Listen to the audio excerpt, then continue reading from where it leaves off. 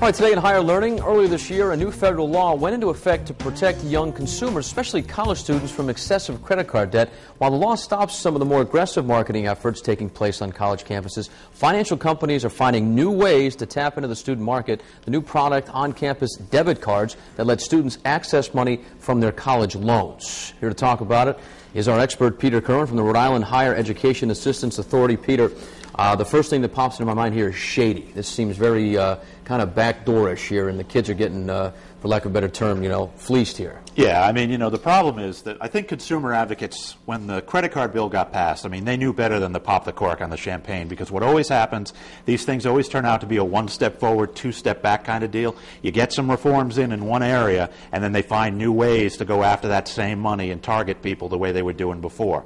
And that's what's happened here. I mean, what they've done is started to approach, you've got this company called Hire One that's actually approached a number of states and individual institutions and said to them, we'll take over the management of the financial aid monies that you usually handle for your students.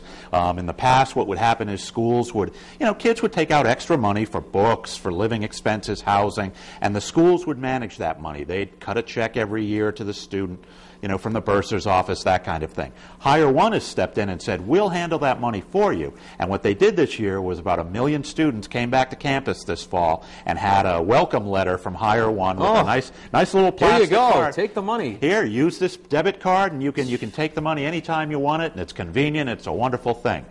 Now, why would a school, you think of a school as a place where you're sending your children off to, being this responsible institution, we're going to look after your child for 2 or 4 years, however long, why would they allow a third party to come in and take over this responsibility for them? Well, they're getting a financial inducement in most cases. I mean, that's one of the issues. Obviously, it's taking the management of those accounts out of the school's hands and having someone else do it.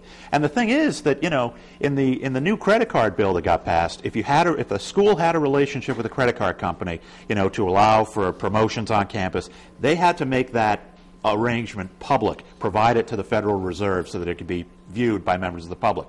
These cards are exempt from that. So if they've got a deal with Hire One or some other bank to provide this service, it doesn't have to be publicly available. So are there unnecessary costs when using this? Yeah, one of the things right off the bat, there's a $20 monthly fee if you don't use the card within the first few months. They whack you for that. Because what will happen is students get this thing and think, oh, it's another credit card offer I don't want, and they'll throw it away. Wow. Well, if they don't use it in 9 months, they're going to start getting whacked away. And if they realize, oh, this is my only way to access the money, then they have to go and pay for a new card issued.